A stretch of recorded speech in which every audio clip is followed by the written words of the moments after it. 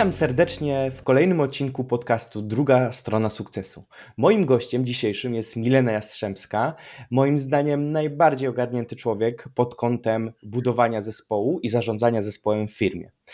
Z Mileną znamy się znowu, tak jak ostatnio z Tomaszem, z Masterminda. Gdzieś tam ten Mastermind powoli wygasł, ale myślę, że mogę spokojnie powiedzieć, że ta przyjaźń pozostała i teraz mamy taką grupkę 4 przedsiębiorców z krwi i kości, którzy regularnie się spotykają i dyskutują na różne ciekawe i firmowe, i rozwojowe tematy. Milena, powiedz mi proszę, jaką funkcję pełnisz u siebie w firmie i jak się tam znalazłaś? Jaka jest twoja historia? Dobre pytanie. Dziękuję za przedstawienie. W ogóle, że powiedzieli, że tak jestem takim ogarniętym człowiekiem, to miło słyszeć. Pod kątem zespołu. Mam nadzieję, że na tyle, żeby móc się podzielić tutaj tą wiedzą i odpowiedzieć na twoje pytania. Ja jestem współwłaścicielem w firmie Orlińscy Salony Optyczne. Od 2019 roku współprowadzę tę taką lokalną sieć salonów optycznych. I jak pytasz o to, jaką pełnię rolę, to jest trudne pytanie w firmie, która próbuje być turkusowa i każdy z nas ma wiele ról. Mogłabym powiedzieć ogólnie, że te role, w których najczęściej jestem w mojej firmie, to są te związane z ludźmi. I tak można by ogólnie powiedzieć, ale no mam różne drobne role, mniejsze, większe i mogę o nich powiedzieć więcej później, jak będzie taki kontekst potrzebny jakoś. Mhm. Właśnie ciekawe, że wspomniałaś o turkusie. Ja oczywiście wiem, że prowadzisz firmę w tym nurcie. Ja też dużo o tym czytałem i w ogóle fascynuję się tym nurtem, ale powiem Ci szczerze, nie znam dużo takich firm. Czy Ty znasz takie firmy? Masz znajomych, którzy prowadzą w tym modelu firmę? No, znajomych to za bardzo nie mam, którzy by prowadzili w tym modelu firmy, ale znam takie firmy i no, trochę ich jest w Polsce, chociaż też myślę, że jest ważne, że z turkusowością jest tak, że to jest jakaś droga zawsze, że no nie ma takich firm i ludzie zawsze z tym dyskutują, no nie ma takich prawdziwych turkusowych firm w Polsce, bo jakby no, nie ma w ogóle takiej jednej definicji, że o to jest turkus, a to nie. Tak, no i to są jakieś takie wytyczne, więc zawsze jest w kierunku turkusu i też jesteśmy w Polsce, polska prawna rzeczywistość nie do końca odpowiada na takie warunki turkusowe, więc to jest jakieś takie po prostu eksperymentowanie z różnymi sposobami takiego organizowania się. I są takie firmy, na przykład ja współpracuję z Ewą Bocian, która jest takim holokratycznym turkusowym coachem i ona też pracuje z innymi firmami. W związku z czym chociażby przez tą jej pracę no mogłam poznać osoby, które też prowadzą takie firmy, którym ona doradza. Ona też prowadzi podcast, właśnie w którym zaprasza często gości z takich firm i oni opowiadają o tym, jak te doświadczenia u nich się sprawdzają. Ja tutaj Ci zdradzę, że słuchałem właśnie niedawno podcast z Tobą i Ewa no, postawiła bardzo wysoko tą poprzeczkę, także no, ja się troszkę stresuję dzisiaj. Milena, ja zdradzę tak, że prowadzisz sieć salonów optycznych Orlińscy. To jest firma rodzinna, zgadza się? Ty Zgadza w się. pewnym momencie dołączyłaś do tej firmy. Zanim to się stało, była to taka normalna firma, w sensie taka hierarchiczna. Ile Mhm. trwa już ta zmiana właśnie w stronę turkusu u Was? Tak, no ja dołączyłam do firmy w 2019 roku i myślę, że tak od wtedy zaczęły się jakieś pierwsze takie elementy zmian, takie symptomy. Natomiast w pełni, no to zaczęliśmy się zmieniać w tym kierunku bardziej świadomie w 2020 roku, no tak po pandemii i cały czas to trwa i raczej będzie trwało. No. To jest taki No to nie, proces. nie są proste zmiany, tym bardziej, że myślę, że ludzie nie są przyzwyczajeni w ogóle do tego typu prowadzenia firmy. Tak. To jest, no ja się nauczyłam o zmianie tego, że firma może pójść tak daleko w zmianie, jak w takim tempie, jak rozwijają się właściciele tej firmy i w jakim tempie oni idą. Więc i tak trzeba trochę poczekać, aż wszyscy dogonią. Więc nie można za szybko biec, bo wtedy się jest samemu i żadna zmiana nie może nastąpić, ale też nie można, znaczy, że potrzeba po prostu pracy ze sobą nad sobą i u nas jest całe grono współwłaścicieli i to, jak my ze sobą pracujemy, nadaje tempo zmianom w naszej całej organizacji.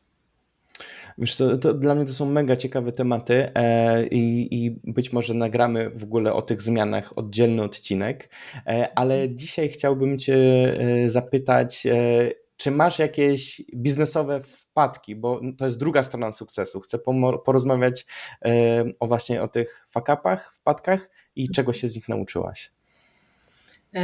No wiesz co, tak rzeczywiście ja mam taką osobowość, która nie lubi się skupiać na porażkach, to znaczy, że mało rzeczy traktuję jako jakieś takie wpadki, porażki, bo no w ogóle funkcjonuje tak, że żyję taką metodą prób i błędów, więc możemy powiedzieć, że codziennie robię jakieś wpadki, a potem je naprawiam i w takim biznesowym życiu to jest jakoś wpisane w codzienność, no naprawdę codzienność.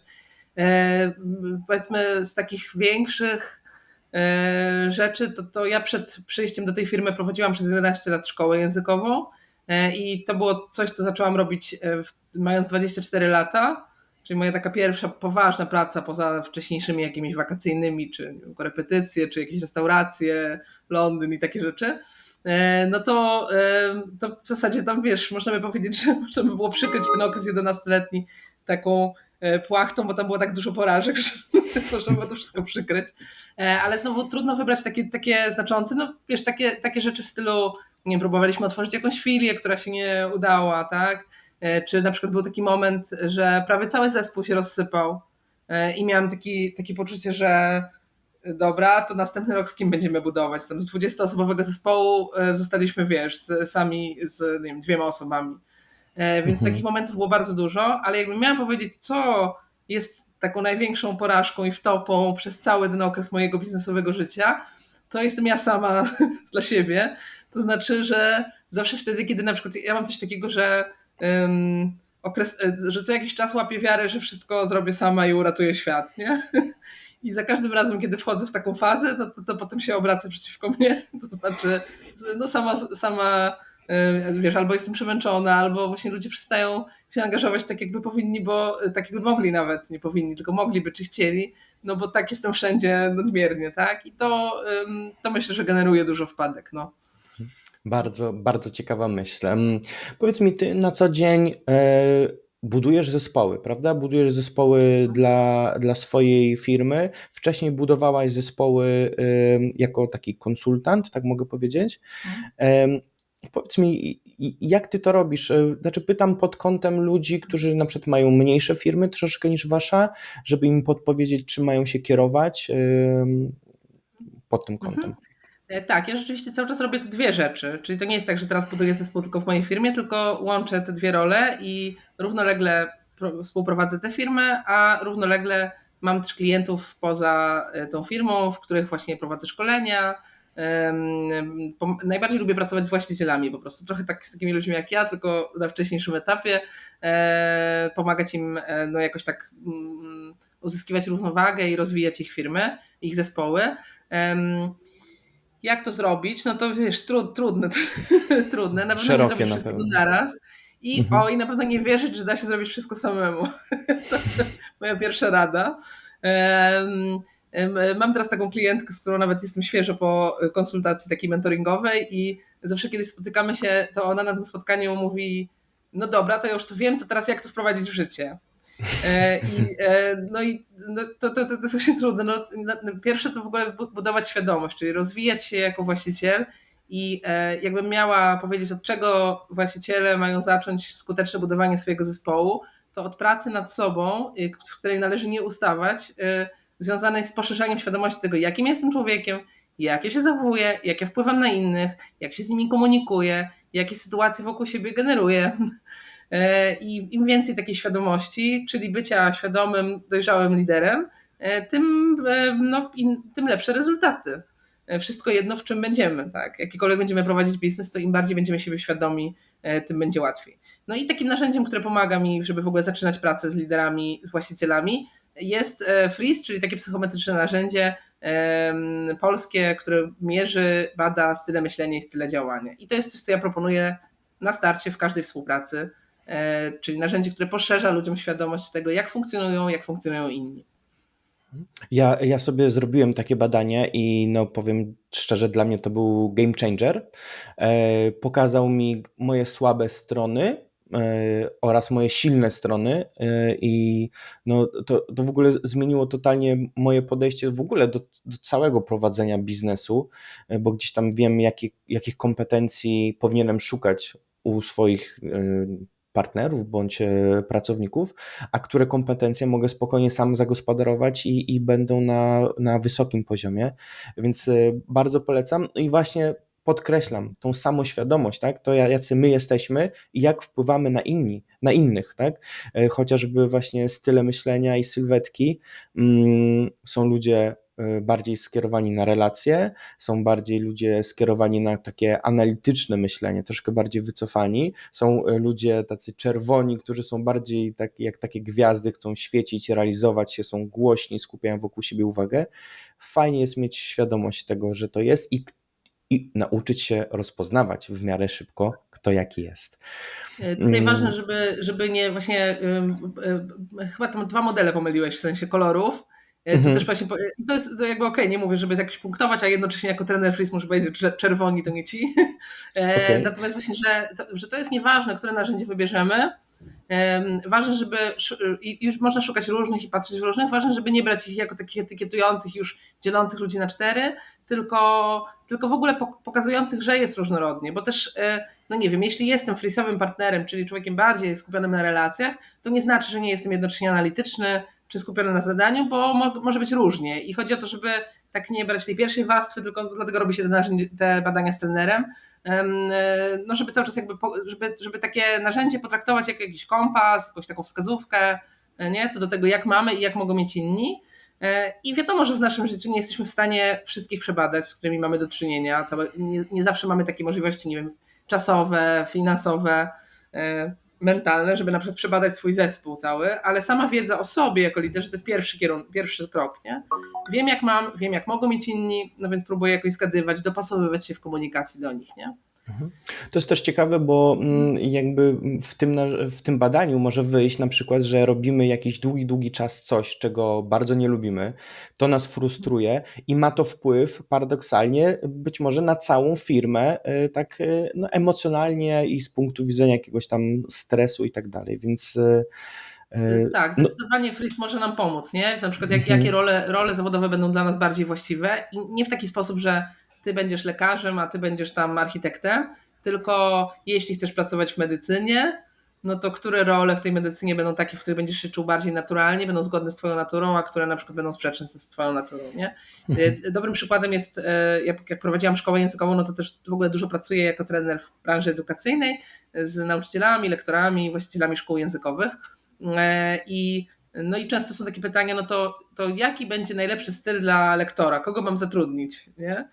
I teraz no nie ma na to jednej odpowiedzi, bo każdy styl myślenia może być lektorem językowym, tylko każdy będzie innym i będzie czuł się inaczej, lepiej w innym środowisku. I są pewne takie rzeczy, które można powiedzieć, że na przykład, nie wiem, no jedni ludzie będą czuli się lepiej pracując na jakiejś metodzie, nie? Czyli wybiorą szkołę językową, w której jest metoda, której mają się trzymać i tyle, nie? Ale na przykład nie dopasuje się w tym miejscu taki lektor, który ma inaczej i woli właśnie bardzo eksperymentować. Nie? On też może być lektorem. Nie? Jedni lektorzy będą chętni pracować z dziećmi, inni bardziej z nastolatkami. Nie? Jedni właśnie w szkole językowej, jedni w państwowej. I te rzeczy mają takie znaczenie, nie? Ale każdy może być lektorem. Czy tam innym zawodem. A powiedz teraz w kontekście rekrutacji, w jaki sposób bierzesz pod uwagę właśnie te cechy osobowe? Czy to jest tak, że na przykład masz jakąś wolną pozycję i właśnie już wiesz, jaki profil powinna mieć ta osoba, która ma być na tym stanowisku? Bierzesz to pod uwagę? I tak i nie. To znaczy, z jednej strony to jest ważne, że freeze nie jest narzędziem kompetencyjnym, prawda? Więc trzeba bardzo uważać, żeby nie brać go jako coś takiego, że sprawdzamy, kto będzie to potrafił, to tego weźmiemy, tak? I jakby w ogóle nie robi się freeze'a na etapie też rekrutacji, bo wyniki nie są wtedy miarodajne. Człowiek w procesie rekrutacji będzie odpowiadał życzeniowo. On nie jest w pełni komfortu w takiej sytuacji, w której może czuć się swobodnie i odpowiadać tak, jak właśnie ma naturalnie. Będzie odpowiadał tak, jak myśli, że pracodawca chciałby, żeby na tym stanowisku odpowiadać. Więc Mhm. wszystkim, którzy mają takie pomysły, to jakby zniechęcam. A jednocześnie to jest też ważne, że jak budujemy swój zespół, no i jak ty powiedziałeś, że nie wiem, szukasz kogoś jako wspólnika, prawda? Albo kogoś takiego do współpracy w małym zespole, no to świadomość tego, żeby poszukać kogoś, kto będzie uzupełniał mój styl myślenia, albo jest ważna, jeżeli szczególnie mamy mały wybór, no to nie biorę sobie człowieka dokładnie takiego samego. I wtedy e, my możemy zdecydować się nawiązać współpracę z kimś, kto nie wpasowuje się w ten profil, tylko mieć świadomość, że tak robimy. Tak? Mhm. I że to będzie miało jakieś swoje konkretne konsekwencje. E, Bo Y, idealnie Tu jest, jeśli budujemy zespół, w którym mamy wszystkie perspektywy, czy wszystkie kolory zaopiekowane. Ale nie zawsze to jest możliwe. Ważne, żeby po prostu wiedzieć, jak mamy. Ja tutaj chcę zwrócić uwagę na pewną pułapkę, bo bardzo często właśnie na przykład w rozmowie rekrutacyjnej dobrze rezonujemy z osobami, które są podobne w naszym stylu, prawda? I Tak. to może być pewna taka zmyłka, to może być tricky, bo być może właśnie Mhm. na to stanowisko potrzebujemy kogoś totalnie innego. Ja na przykład jestem bardzo analityczny i na przykład jakbym szukał sprzedawcy, no to Mhm. rezonowałbym z osobą analityczną, a na pozycję sprzedawcy wydaje mi się, że powinna być osoba mocno relacyjna na przykład. Mhm. Em, tak, pewnie zależy jakiego sprzedawcy, Mhm, mhm, prawda? tak, I tak. znowu no różne są to odsłony, bo na przykład nasza firma też przeszła taką transformację w systemie wynagrodzeń, nie? I my w optyce, no to wiadomo, że zatrudniamy doradców klienta, czyli sprzedawców. I kiedy mieliśmy taki system prowizyjny, no to przyciągaliśmy ludzi, którzy właśnie są bardziej nastawieni na cel i na wyniki, niekoniecznie tak bardzo na relacje. Mhm. A kiedy mamy teraz taki model, w którym w zasadzie nie ma prowizji od wyników, no to przyciągamy ludzi, którzy przede wszystkim są nastawieni na słuchanie potrzeb klienta i na taką sprzedaż relacyjną, gdzie powiedzmy minusem może być ten etap domykania sprzedaży, bo nie zawsze to będzie dla nich kluczowe, żeby zrobić dobry wynik, ale będzie kluczowe spełnianie potrzeb klienta i dla nas to jest na tym etapie satysfakcjonujące, nie? Bardziej To, niż taki pościg za klientem. to jest niesamowite, bo mówisz, że przeszłaś z modelu prowizyjnego na bezprowizyjny. Jak to się Mhm. odbyło? Opowiesz trochę, czy był jakiś może, nie wiem, bunt? Jak to wyglądało? E, Nie było buntu z przejścia na prowizyjny, na nieprowizyjny, dlatego że to tak, że wcześniej był taki model, w którym tą gwarantowaną była najniższa krajowa i bardzo wysokie prowizje. Ale one były zależne, no i były różne miesiące. Czasami były bardzo wysokie wynagrodzenia, czasami bardzo niskie. Mogło się zdarzyć, że w danym miesiącu człowiek zarabiał tylko najniższą krajową. No i to jest taki model, który zakłada, że ludzie są takimi, wiesz, wilkami sprzedaży i czerpią satysfakcję z tych wyników, ale też, że na przykład mądrze zarządzają finansami, nie? Czyli, że jeśli tam 3 miesiące zarabiałem dobrze, to się nie przyzwyczają do tego, tylko oszczędzam na słabsze miesiące. I okej, no to jest model, który ma swoje plusy i minusy, bo on jakby fajnie motywuje w tych momentach, kiedy są dobre wyniki, ale bardzo demotywuje, kiedy są słabe, plus też powoduje pewnego rodzaju wyścig. I na przykład dla relacyjnych ludzi jest niszczący, bo sprawia, że atmosfera nie jest tak dobra, nie? I jakby, no, jakby w modelu turkusowym nie ma racji bytu, tak? Taki system Mhm. prowizyjny. Więc czy był bunt? Raczej nie. My zmieniliśmy też te wynagrodzenia przy okazji COVID-u i takiego wysokiego kryzysu, kiedy potrzebowaliśmy nowego startu. Więc w tym sensie odbyło się to płynnie i raczej ludzie w efekcie otrzymali bezpieczeństwo. Raczej w ogóle zespół nie podnosi takiego tematu, że chciałby mieć prowizję. Mhm. A powiedz mi w takim razie w tym modelu bezprowizyjnym, co jest tym motywatorem? Jakby jak motywujesz ludzi? Jak wpływasz na ten ich drive, żeby oni, nie wiem, się właśnie rozwijali, dobrze obsługiwali klienta? Rozwiniesz? No, ja mam takie przekonanie, które chyba akurat w tej firmie służy, może nie wszystkim, że nie jest moją rolą nikogo motywować. Mhm. E, I to jest trochę jak z dziećmi. Często daję porównania z wychowaniem, ale wszyscy, co mają dzieci, potem łatwo są tacy, a no tak, rzeczywiście. Więc tutaj tak samo. To znaczy, nie trzeba za bardzo motywować dziecka do tego, żeby się uczyło chodzić, nie? Mhm. Po prostu w zasadzie najlepiej mu nie przeszkadzać. I tak jest z wieloma rzeczami, że nie za bardzo trzeba motywować ludzi do tego, żeby chcieli osiągać satysfakcję z pracy. To jest wpisane w życie. Każdy człowiek chce czuć satysfakcję. Więc im bardziej my myślimy, że jako liderzy, właściciele firm, naszą rolą jest motywować, no to będziemy raczej psuć tą motywację. Oczywiście naszą rolą jest nie przeszkadzać. I więc to oznacza eliminowanie z tego środowiska pracy takich rzeczy, które demotywują, a będą to Mhm. właśnie wyścigi, rywalizacja, ale też taka kultura braku błędów, znaczy w sensie, że nie można popełniać błędów, tak? Ocenianie, szukanie winnego, nieufanie ludziom, tak? Jakby nie dawanie im swobody, dawanie im za dużo swobody, nie dawanie im zasad, dawanie im za dużo zasad. Nie? To skomplikowane jest, ale w sumie do tego się sprowadza. I trochę jest jak z dziećmi. A nie da się być tym rodzicem policjantem, bo dziecko nam się będzie buntować. I nie da się też być totalnie pobłażliwym rodzicem, który po prostu daje dziecku na przykład za dużą decyzyjność, bo wtedy się dziecko gubi, prawda? I jak ma Ja na przykład się 7-letnie dziecko podjąć decyzję, do jakiej idzie szkoły, to wydaje się być mi przynajmniej trochę za dużą decyzją dla dziecka 7-letniego, nie? mhm. I może mieć swoje konsekwencje. Ja się mega wzruszyłem tym, co mówiłaś, bo piękne rzeczy mówiłaś. O, Warto, żeby nasi widzowie to zwrócili na to uwagę. Też ciekawy kontekst właśnie dziecko versus firma. Ja akurat, ja mam 3-latkę i gdzieś tam moja żona czytała książki właśnie takie od strony dziecka, wychowania dziecka, a ja w tym samym czasie czytałem różne takie rozwojowe książki w kontekście firmy. I było wiele takich sytuacji, że spotykamy się, to było przed chwilą w mojej książce, to było w mojej książce i to się tak tak. właśnie bardzo nie różni chyba, co nie? Jakby stosujesz jakieś metody z wychowania dziecka w firmie? No tak 1 do 1 to jakby nie, jeśli chodzi o metody. Ja to w ogóle nie wiem, czy jakieś metody stosuję, wiesz, tak w sensie, no czy pewnie jakieś stosuję, tylko tak bardziej, Ty to już wiesz, masz staram się. wyczucie, myślę, takie, no. Tak, to jest jakoś tak bardziej zintegrowane, ale wiesz co, bo tak, ja z jednej strony często porównuję do wychowania dzieci, bo mi się to kojarzy, bo właśnie to tak jakby się zmieniał paradygmat świata, nie? Więc zarówno on się zmienia w rodzicielstwie i zmienia się w biznesie, równolegle po prostu to idzie, no. Tak w szkołach, w edukacji zmienia się takie podejście, więc to będzie obecne wszędzie, a z drugiej strony też trzeba uważać, żeby no nie traktować swojej firmy i ludzi jak dzieci, prawda? Bo to nie są dzieci Mhm. i tam jesteśmy dorośli. Więc, więc niektóre rzeczy się przekładają, ale no, trzeba po prostu zawsze mieć z tyłu głowy, żeby na przykład nie powielać, nie? Mhm. Takich schematów, bo też no, z kolei dzieci potrzebują więcej wsparcia, prawda? Więcej uwagi, pomocy i czasami właśnie podejmowanie decyzji za nich, nie? Jakby w firmie no nie ma tak, że chcesz kogoś pozbawiać odpowiedzialności, więc to jest takie po prostu z uważnością. Na pewno jakby ja bardzo hołduję właśnie temu, żeby budować w dzieciach taką wewnętrzną samodzielność i sprawczość.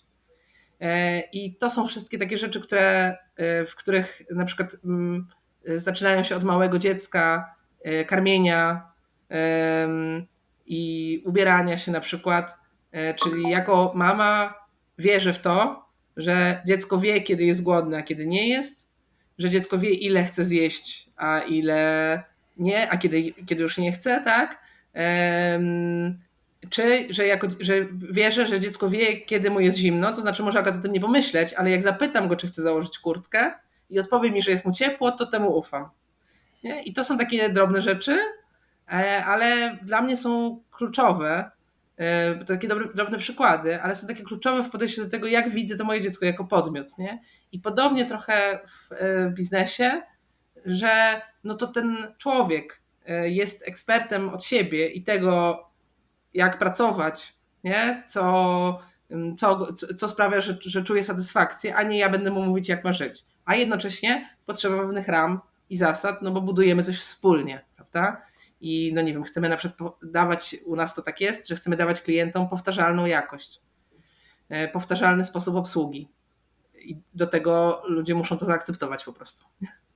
Okej. Tak? Mamy takie sposoby. A powiedz mi, jak rekrutujesz ludzi do swoich zespołów na przykład, to czy szukasz jakichś konkretnych cech w nich? Na co zwracasz uwagę, powiedz? Już tak bardziej szerzej, co nie? Tak. Wiesz co, chyba na początku tego roku opracowaliśmy z zespołem takie kryteria, więc jestem gotowa, żeby opowiedzieć o tym, bo mamy tak, wiesz, nazwane. I dwie rzeczy wzięliśmy pod uwagę. Jedna to jest 5 naszych firmowych wartości. Do każdej z tych wartości dopisaliśmy pytania, jakie zadawać, żeby sprawdzić, czy kandydat rzeczywiście się nimi kieruje. Więc najbardziej hołduję rekrutacji przez wartości, tak? Czy kibicuję takiej. Czyli jeśli no nie wiem, załóżmy, że jest naszą wartością życzliwość, no to jak sprawdzić, czy kandydat jest życzliwy? No na przykład, wiesz, no takie proste rzeczy. Jeśli nie przyszedł i nie napisał, a potem chce jednak przyjść, ale nie napisał wtedy, że nie przyszedł, to znaczy, że może nie być zbyt życzliwy, nie? Tak? To znaczy, że no nie ma nie umie w ten sposób, tak? Czy jeśli się spóźnił, no to jest to jakiś sygnał na to, że być może zaufanie to nie będzie coś, co będzie między nami takie możliwe i realne, nie? No takie przykłady, wiesz, bardzo prozaiczne. Więc mamy te wartości spisane. A drugie, to korzystamy z takiego modelu, jest taki ekspert od zespołów, Patryk Lencioni. On napisał pierwszą taką jego książkę, najbardziej znana, to jest 5 dysfunkcji pracy zespołowej, ale napisał też taką książkę, która nazywa się 3 cechy idealnego członka zespołu. I on tam sprowadza całość rekrutacji, czy poszukiwania człowieka, też jakoś do wartości, ale wypracował taki model, który nazywa się mądry, głodny, pokorny. I mówi, że żaden człowiek, że jest niewielu ludzi, którzy są jednocześnie mądrzy, głodni i pokorni, ale że trzeba mieć 2, żeby przetrwać jako członek zespołu, a jak jednego nie masz, no to coś tam ci brakuje. I to jest takie proste, ale tak, głodny oznacza głodny rozwoju, wiedzy, rozwijania się, też mający inicjatywę. Pokorny, no to taki, który potrafi przyznawać się do błędu, potrafi poprawiać swoją pracę, potrafi przyjmować feedback, udzielać go też, nie? Ale że potrafi w ogóle w taki sposób, no jakby potrafi odłożyć jego na bok. Pokorny. I mądry to nie jest mądry na poziomie inteligencji, tylko mądry ludzko. To znaczy, no wie, że tego nie powie. Nie robi takich rzeczy, które w zespole generują zamęt. Tak? Że potrafi funkcjonować wśród ludzi. I te 3 rzeczy, Patryk Lencioni nawet opracował konkretne pytania, takie behawioralne na rozmowę rekrutacyjną, które mój zespół też ma. Napisał też tam, na co zwracać uwagę w odpowiedziach na te pytania, żeby wiedzieć, że człowiek się tym kieruje bądź nie. Okay. I w zasadzie to jest konkretna wskazówka. Myślę, że jeśli też inni przedsiębiorcy szukają, no to można wziąć to 1 do 1, że to już zostało wynalezione. To koło już jest wynalezione. A powiedz mi, ile osób u was rekrutuje, jakby i ile jest na przykład etapów? U nas rekrutują, dobra, najpierw etapy. Rekrutacja wygląda tak, że na stronie kandydat wypełnia formularz rekrutacyjny, w którym ma też test od razu, czyli to jest taki formularz, w którym on pisze nam o sobie, dowiaduje się o nas, a następnie robi krótki test, który mniej więcej odsiewa nam kandydatów, którzy na przykład nie mają takich umiejętności, żeby przeliczyć, nie wiem, ile to jest na przykład plus 1,5 odjąć 0,25. Nie? Takie proste działanie matematyczne, które jest u nas niezbędne, jeżeli człowiek nie ma tej umiejętności. Oto mój mąż, to pozdrawiam wszystkich. Witamy męża, dzień dobry. Też będzie sławny razem z tobą. Będzie sławny, tak, dobra. I teraz, więc to jest takie pierwsze pytanie.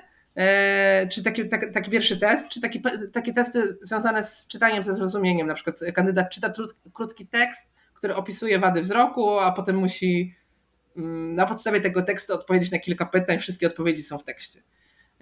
Chcemy mieć pewność, że powiedzmy takich kandydatów mamy z podstawową taką umiejętnością poznawczą i potem jest pierwsza rozmowa online, na której właśnie padają te pytania behawioralne i też jest okazja, żeby kandydat popytał, chociaż po drodze on też dostaje filmy z odpowiedziami na najczęściej zadawane pytania przez kandydatów i my w ten sposób też sprawdzamy, czy kandydat jest głodny.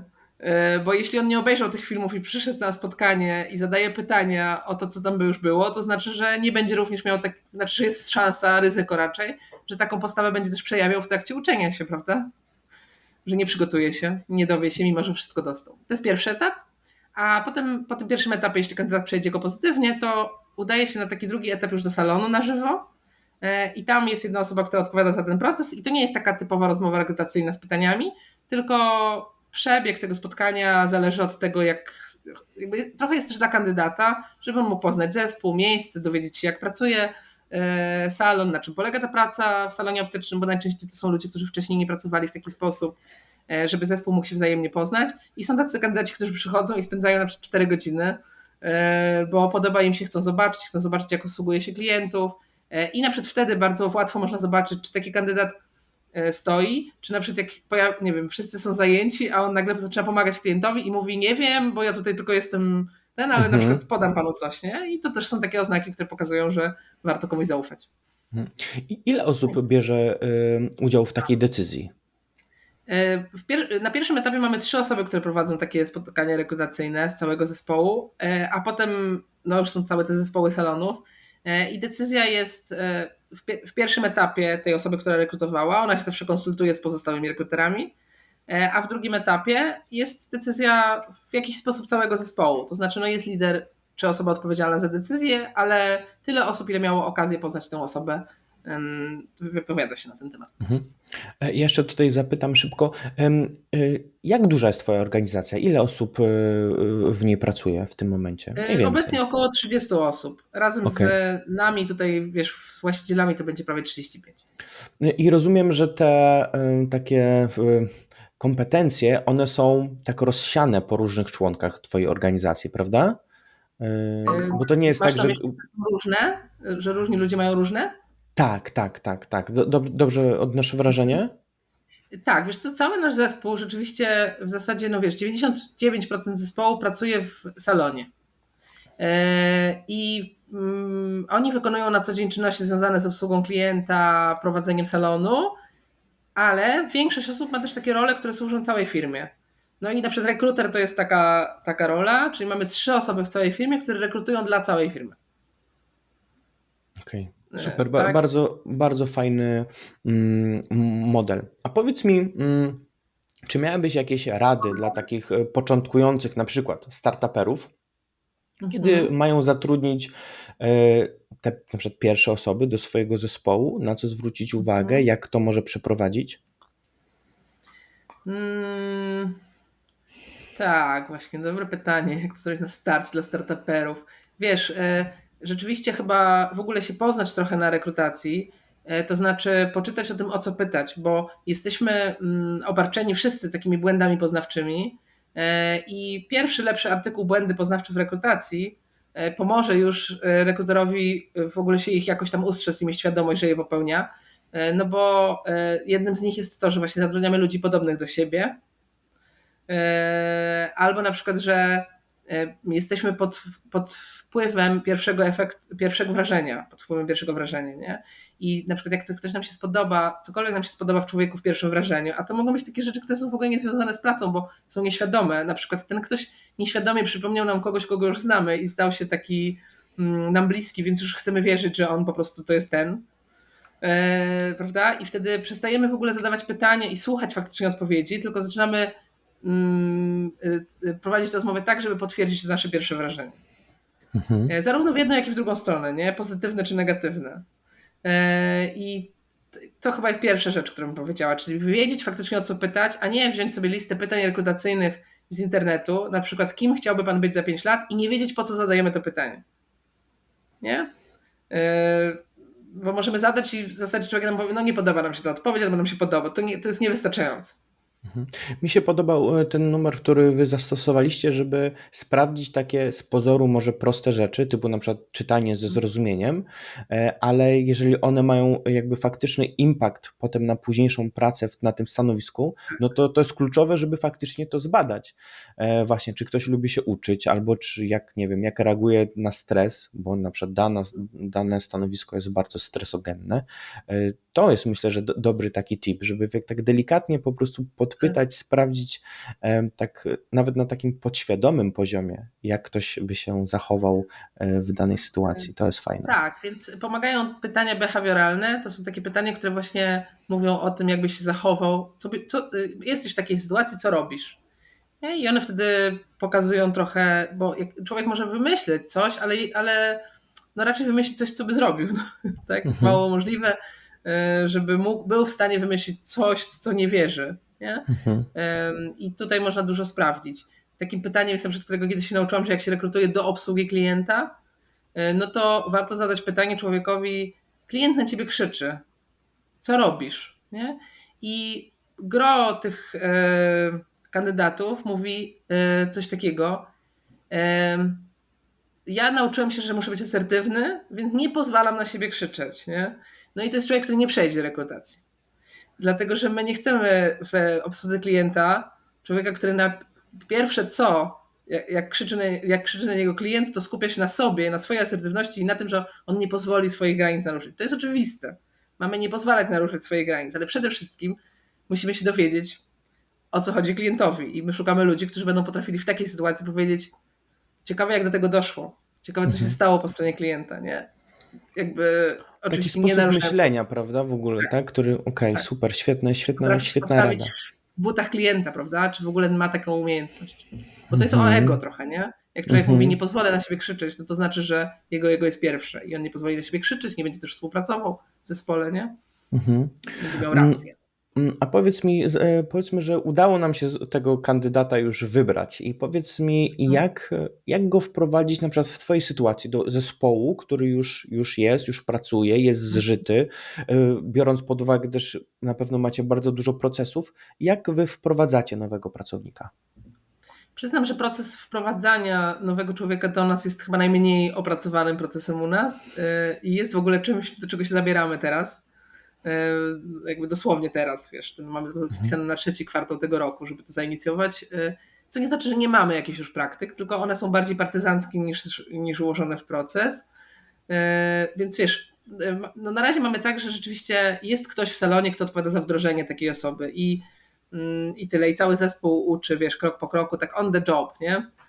Tej pracy. Mamy też trochę wideo spisanych, mamy trochę materiałów, mamy szereg ludzi, którzy zajmują się różnymi szkoleniami, ale powiedziałabym, że wszystko jest w chaosie. Mogłabym powiedzieć, jak zrobić, przemyśleć to. Tak, i nasz pomysł na razie jest taki, żeby podzielić te obszary wdrożenia na ludzi i żeby rzeczywiście taki człowiek miał okazję spędzić czas z każdą osobą, która wdroży go w różny obszar. I przez obszary mam na myśli nie tylko obszary operacyjne, bo na przykład kluczowym z mojej perspektywy jest wdrażanie człowieka w to, jak funkcjonuje firma turkusowa, wdrażanie w sposoby działania, w nasze zasady funkcjonowania, komunikacji, pokazywanie człowiekowi, czym to się różni, jak robić pewne rzeczy, wiesz, do kogo się zwrócić, takie sposoby działania i to mi się wydaje ważniejsze niż samo to wdrożenie w wiedzę optyczną, ale też na przykład wdrażanie właśnie w to, w jaki sposób filozofię obsługi klienta, nie? Filozofię firmy. To są ważne rzeczy, nad którymi Mhm. musimy popracować. Mhm. Ale rozumiem, że taka osoba rekrutowana, ona też ma świadomość na etapie rekrutacji, że jesteście taką firmą, tak? Mówiłaś, że macie etap taki, gdzie mówicie dużo o sobie. Właśnie możesz powiedzieć, co mówicie o sobie, jakby w jaki sposób, co chcecie przekazywać?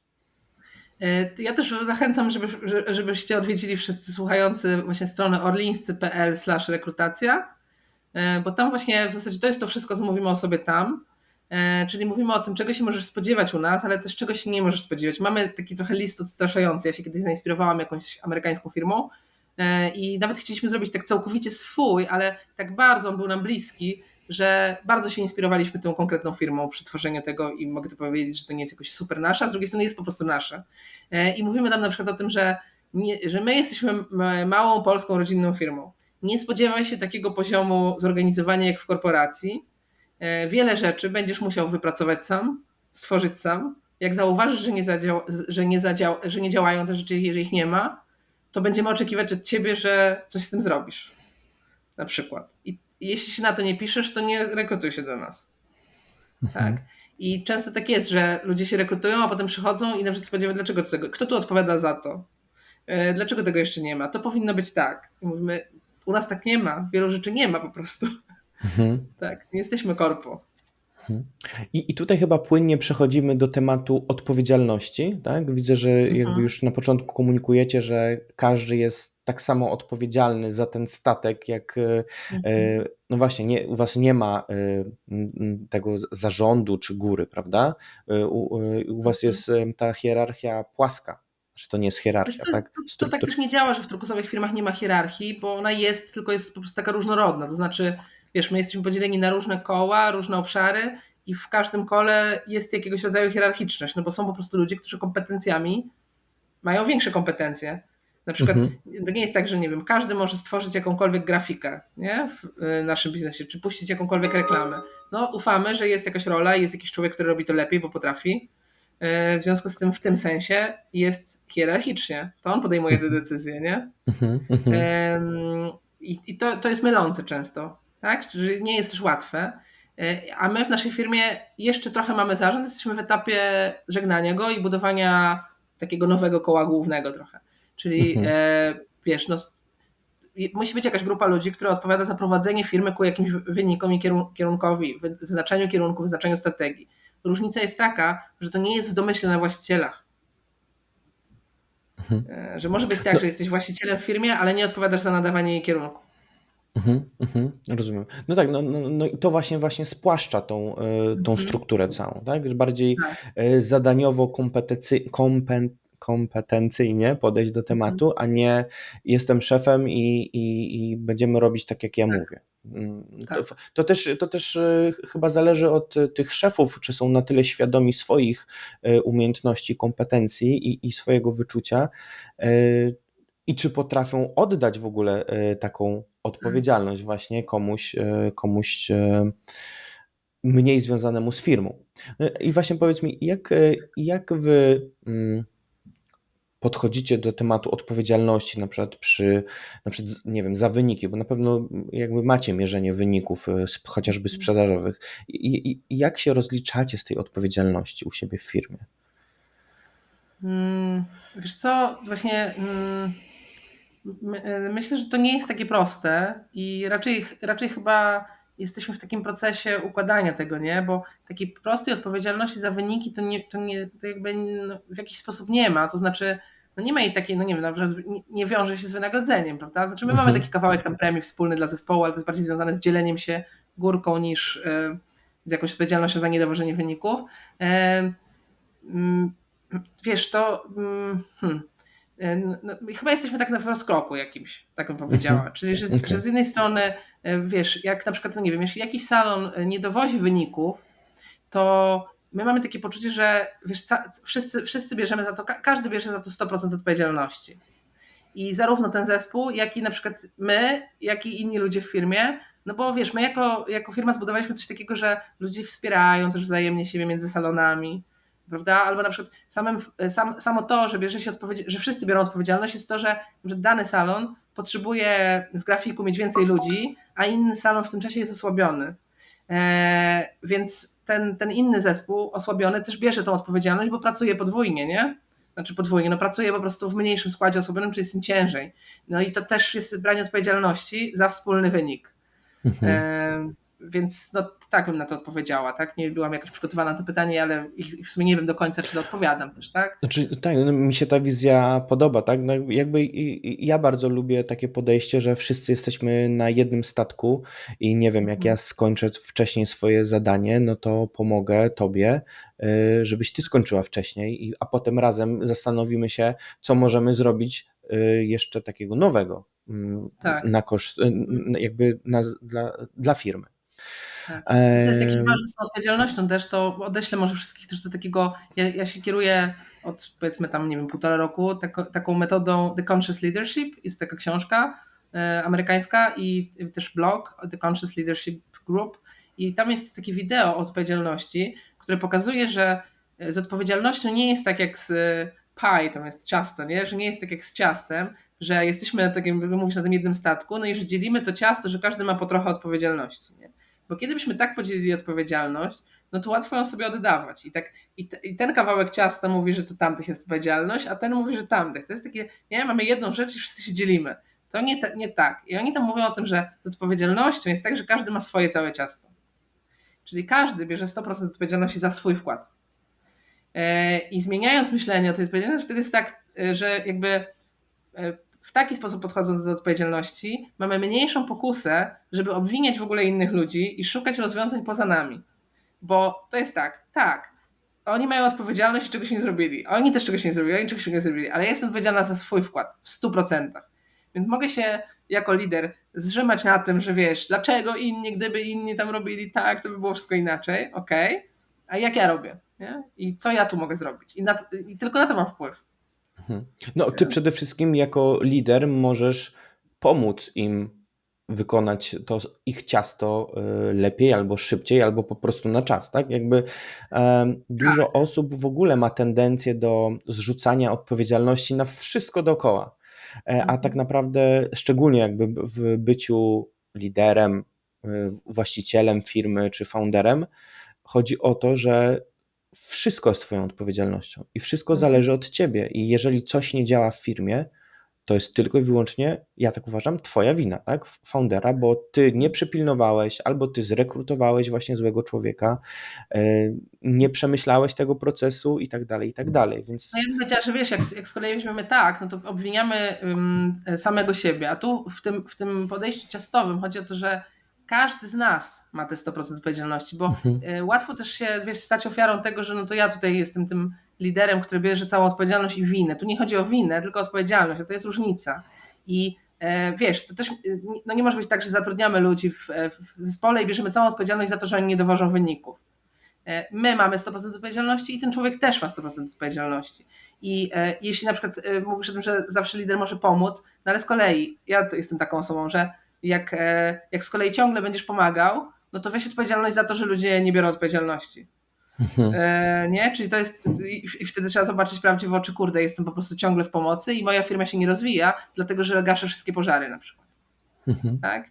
I nie daję ludziom nauczyć się na błędach, nie daję im wziąć odpowiedzialności, bo jestem wszędzie, bo tak bardzo mogą na mnie liczyć. To jest całkiem przyjemne, nie? Bo dużo głasków potem się dostaje jak to się pomogło, nie? Ale to tak, na pewno tak. nie służy.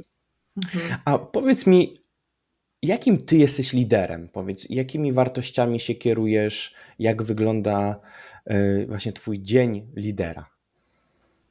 No, takie ciekawe pytanie. Jeszcze nie zadał mi go nikt. Teraz Bardzo wymyśliłem. nowe. Jakim jestem liderem? Jest taka książka Lider Wystarczająco Dobry i pomyślałam sobie, że chyba jestem wystarczająco dobrym liderem, tak bym chciała o sobie myśleć. I tak chyba myślę o sobie. Wiesz, jestem liderem, który jest świadomy i na pewno nie przestaje się uczyć. Nie przestaje się uczyć siebie i no jakby poprawiać, wiesz, myśleć o tym, jak można by było pracować dalej, to na pewno takim jestem liderem. Jestem takim liderem, który chce myśleć o ludziach dobrze i chyba to jest coś, co już mam, no bo kiedyś tego nie miałam, więc wiem, że to się zmieniło i w takim sensie, że rzeczywiście właśnie no, robię wszystko, żeby nie szukać winnego, tylko przyczyny i no, w tym sensie staram się, wiesz, brać 100% odpowiedzialności za swój wkład. I to bym powiedziała, że raz się udaje, raz nie. No nie jestem idealnym osiągnięciem, wystarczająco dobrym. Myślę, że trzeba było zapytać też mój zespół, jak on widzi mnie jako lidera, ale wiem, że widzą mnie zarówno jako, wiesz, wyrozumiałego i takiego ludzkiego, ale też widzą mnie jako takiego, że jestem bezpośrednia, często taka konfrontująca, jak coś mi się nie podoba, to powiem, więc w jakimś sensie odważna. No. No i właśnie powiedz, jak ludzie reagują na taką konstruktywną krytykę u ciebie w zespole? Tak dobrze jak ja, czyli im częściej ja potrafię schować ego i przyjmować feedback, tym łatwiej ludziom jest też go przyjmować u siebie i myślę, że to jest ważne. Bo to nie wystarczy mówić ludziom i oczekiwać, że oni będą przyjmowali. Trzeba po prostu samemu przyjmować. Jak się samemu przyjmuje, to ludzie łatwo nagle zaczynają przyjmować sami, wiesz, to się od tego zaczyna od głowy, tak? I mi z tym jest różnie, bo ja mam tak, że potrafię przyjąć, ale jednocześnie tylko połowicznie na przykład. Przyjąć i ci trochę bronić jednak, czyli różnie. I myślę, że to jest bardzo trudne. To znaczy, wiesz, jest taki kawałek i tu akurat widzę, że czasami do zespołu trafiają osoby o bardzo niskim poczuciu wartości, własnej wartości. Czyli takie osoby, które widzą siebie jako, znaczy, że kiedy słyszą coś, to biorą to jako atak. I trudno jest to zmienić. Trudno jest to zmienić, bo no to jest coś, z czym wychodzimy też z wychowania z domu. Jeśli ktoś ma to bardzo silnie, to najczęściej nam się nie udaje po prostu. Albo on jakoś się rozwija, zmienia to i zaczyna dostrzegać szeroką perspektywę, albo jednak się nie udaje, no bo tkwi w takiej pozycji ofiary, nie? Mhm. Że wszystko to, co on, to on robi źle, a inni go atakują. Mhm. No ale rozumiem, że na pewno wtedy dostosowujesz ten komunikat do takiej delikatnej sytuacji, prawda? Jakby robisz ten No background, tak. wstęp. Okej. Na A pewno się powiedz mi, staramy też, wiesz, robić tak, żeby uczyć się udzielania informacji zwrotnej nie jeden na jeden, tylko zespołowo mhm, w takich kontekstach, żeby to było otwarte. I to jest w pewien sposób nowe podejście, bardziej turkusowe. Firmy tradycyjne i kiedyś uczyło się, że jak chcesz dawać feedback, to jeden na jeden. I myślę, że jest jeszcze ta wiedza rozpowszechniona, że w poufności jeden na jeden, a nowe takie podejście mówi o tym, że właśnie, no właśnie nie. Tak? to mi się zdaje, że to wynika z tego, w jaki sposób się ten feedback daje, bo Mhm. co innego jest w cudzysłowie opieprzyć na forum kogoś, Mhm. co innego jest opieprzyć kogoś jeden na jeden, co innego jest jeden na jeden dać konstruktywną krytykę i potem jeden na wielu coś przy wszystkich powiedzieć, co jest konstruktywną krytyką i przyda się wszystkim słuchającym. Tak. To chyba. No na pewno wiesz, jak ja mówię feedback, to mam na myśli dzielenie się tym, jak ja się czuję, kiedy Mhm, coś widzę bądź mhm, słyszę tak, i tak. co mi to Mhm, robi. I to jest dla mnie feedback, nie? A nie mówienie o tym, co ty robisz. W sensie i co ty powinieneś poprawić. To dla mnie feedbackiem jest, no nie wiem, coś w stylu no nie wiem, wczoraj powiedziałam do mojego zespołu rekrutacyjnego o taki feedback. Nie, bo rozmawiamy o tym procesie rekrutacyjnym, ostatnio przenosiliśmy system, no i wczoraj przypadkiem zorientowałam się, że to, co ustawiliśmy tam ze 3 tygodnie temu, nie działa. W ogóle nie działa. Umówiliśmy się na coś, ja o to odpowiadałam i to jest niepodłączone i nie działa. I przez 3 tygodnie nie dostałam żadnej informacji o tym, że to nie działa. No i że oni nad tym pracują. No i feedback, którego mogłam wtedy udzielić, że czuję się bezsilna, kiedy umawiamy się na coś, tego nie ma, znaczy jakby nie zgłaszacie mi tego i ja nie wiem, co ja mam wtedy robić. Czuję, że moja praca w ogóle nie miała sensu, nie? Co mhm. wy chcecie z tym zrobić, jakby, żeby to się nie powtórzyło? No i dla mnie to jest feedback, nie? A mógłby być też feedback w postaci, dlaczego tego nie zrobiliście? Uważam, że powinniście zrobić inaczej. Proszę, żebyście mnie zawsze informowali. No nie wiem, wiesz, to już jest o kimś, nie? Mhm. Bardziej się O, wiesz podzieliłam co, swoją radnością. z mojej perspektywy to wymaga ogromnej siły, takiej wewnętrznej, ogromnej świadomości, biorąc pod uwagę emocje, które buzują w danej sytuacji, żeby udzielić ten feedback, a nie właśnie tych instrukcji, że tak powiem. Więc tutaj wielki szacunek, że jesteś tego świadoma, że potrafisz to opanować i że w ten sposób dajesz właśnie tą informację zwrotną. Uważam, że twoje zespoły są naprawdę szczęściarzami. Dzięki, że to mówisz. Ja bym powiedziała, że wiesz, czasem mi się to udaje, a czasem nie. I to też jest jakimś, no po prostu, wiesz, bo w tym sensie, no jesteśmy ludźmi i ja po prostu też czuję. I jak czasem mi coś przekroczy moje granice, no to trudno być takim, wiesz, w pełni świadomym tego, że każde moje słowo waży. Ja robię wszystko, żeby, wiesz, no mówić ludziom tak nie oceniając ich, nie atakując ich, ale nie zawsze mi to wychodzi. No to właśnie w tym sensie Tylko jest trochę. wiesz, ty się porównujesz teraz do ideałów turkusowych, a być może ja cię teraz w cudzysłowie porównuję do średniej krajowej, że tak powiem, gdzie no, mamy chyba świadomość, jak wygląda komunikacja w Mhm. polskich firmach. Mhm. Chciałem cię zapytać, no, czy na przykład, no bo usunęliście te prowizje, to na pewno wpłynęło pozytywnie na relacje w zespole, ale czy dalej pojawiają się jakieś konflikty w zespołach i na przykład jak sobie z nimi radzicie? Czasami się pojawiają, staramy się je otwierać, czyli właśnie je uwidaczniać i wnosić na zespół, jakby perspektywę zespołową. Dawno się nie pojawił taki konflikt jeden na jeden u nas, nie? Ostatni chyba był z rok temu czy 1,5 roku temu i to był taki, w którym się nauczyliśmy też, że trzeba go bardziej otwierać właśnie i więcej o nim mówić i szybciej. Że właśnie, że to nie lider bierze na siebie odpowiedzialność, żeby tutaj pogodzić dwie osoby, tylko żeby wynieść tutaj i powiedzieć, słuchajcie, jest taka sytuacja w zespole. Tak, to nie działa tak. Jak wszyscy to widzą. czego potrzebują, nie? Więc to jest jakaś taka metoda. Mm, A tak bardziej u podstaw, dla mnie to jest taka praca właśnie w poszerzaniu świadomości ludzi, bo konflikty się dzieją tam, gdzie ludzie odczytują różne intencje właśnie trochę tak biorą do siebie, nie? Mają taką postawę, że ktoś coś zrobi, no nie wiem, mnie atakuje, jest przeciwko mnie, że konflikt tego typu, tak? Taki właśnie niewypowiedziany, bo tam konflikty to są, no różnice zdań, to ciągle, nie? Więc takie konflikty takie właśnie, że ten mi coś zrobił, a ten mi zrobił to i tam się nakręcamy na siebie. No właśnie dzieją się z tego, że ludzie mają mało świadomości tego, jak się komunikować, no, żeby siebie zrozumieć, żeby zobaczyć, żeby usłyszeć, co ktoś chce powiedzieć. Trudny temat dla mnie też, nie? No, żeby tak opowiedzieć Mhm. pokrótce.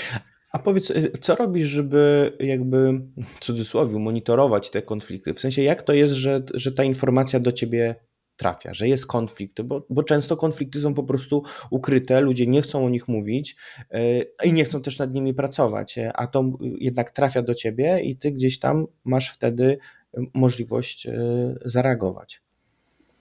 Ja nie jestem tym człowiekiem, co to się wtrynia w to, żeby rozwiązywać konflikty i reagować. Chyba to nie do mnie trafia. Wiesz, co chodzi, że tak Mhm. bezpośrednio nie do mnie. Do mnie trafia, dlatego że ja pracuję z liderami, czyli z osobami, które u nas odpowiadają za właśnie takie prowadzenie ludzi. Taki jest lider, tak? U nas.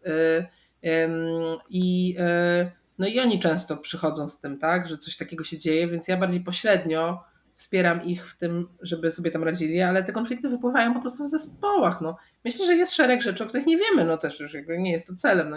Nie wszyscy ludzie muszą chcieć mówić o czymś, ale moja praca z liderami polega na tym, że uczę liderów właśnie otwierania takich konfliktów. Czyli jeżeli na przykład przychodzi do niego człowiek i zaczyna nadawać na kogoś innego i narzekać i mówić, jak to się źle z nim pracuje, to, to uczymy się w firmie, żeby ten lider powiedział: OK, słyszę, że to jest dla ciebie trudne, czy już kierowałaś to do tej osoby bezpośrednio?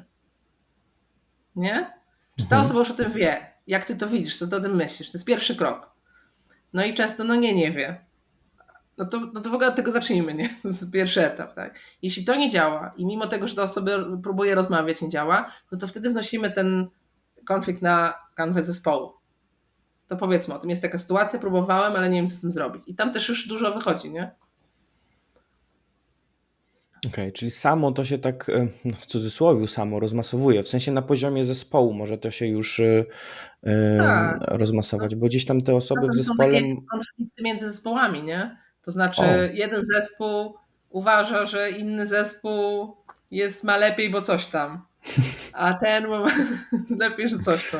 Dla mnie to jest taki, wiesz, drama. Ja to nie, staram się nie brać też tych jednostkowych takich rzeczy po prostu do siebie i uznawać, że takie coś jest też wpisane w funkcjonowanie ludzi. bo teraz mówiąc zespół, mówimy sklep versus sklep, tak? Tak, Dobrze, tak. tak, okej. Tam mają lepiej, bo pracują krócej, a tam mają lepiej, bo mają więcej osób. A ci mają Mhm, lepiej, bo mają więcej klientów, a ci mają lepiej, bo mają mniej klientów. No i wiesz. ja rozumiem.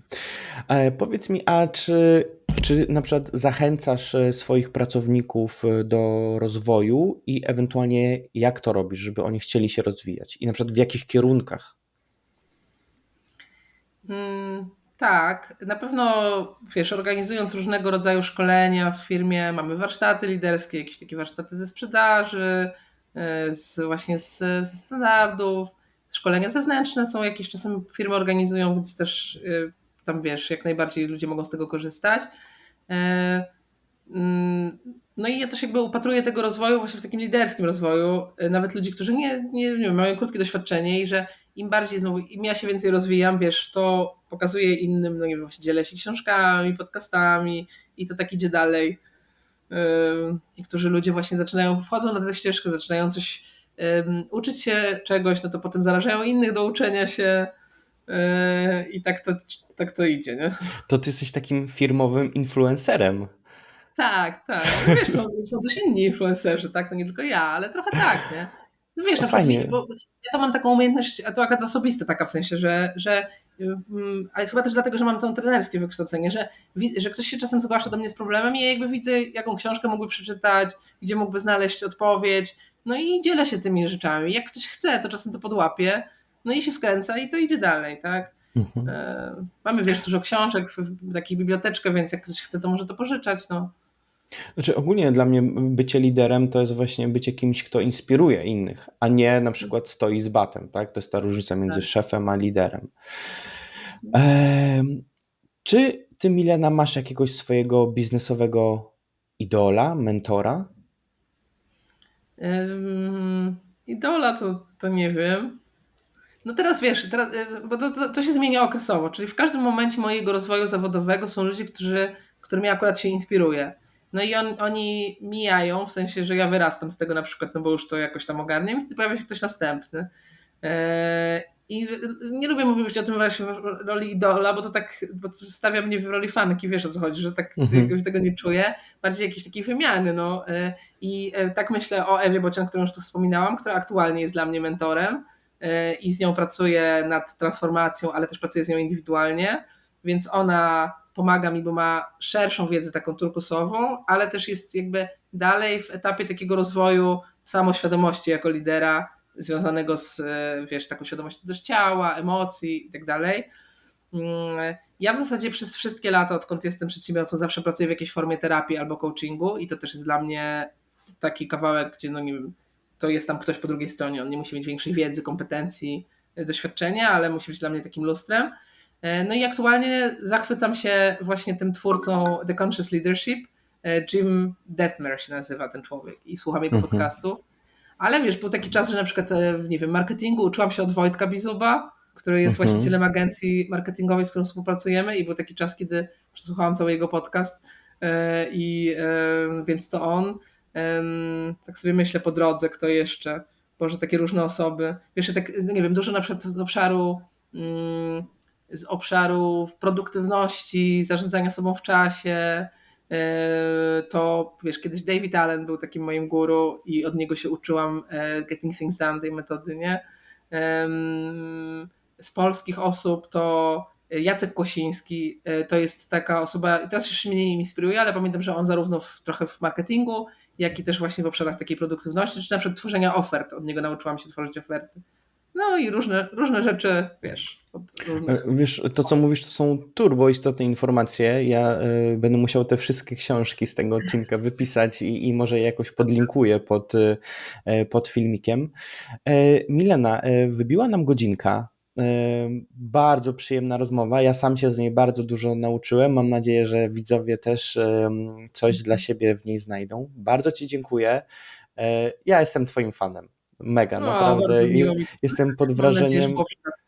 Tak, i mega się dużo od Ciebie uczę, za to bardzo dziękuję. Dziękuję Ci, że się zgodziłaś wystąpić i mam nadzieję, że jeszcze się tutaj na wizji zobaczymy.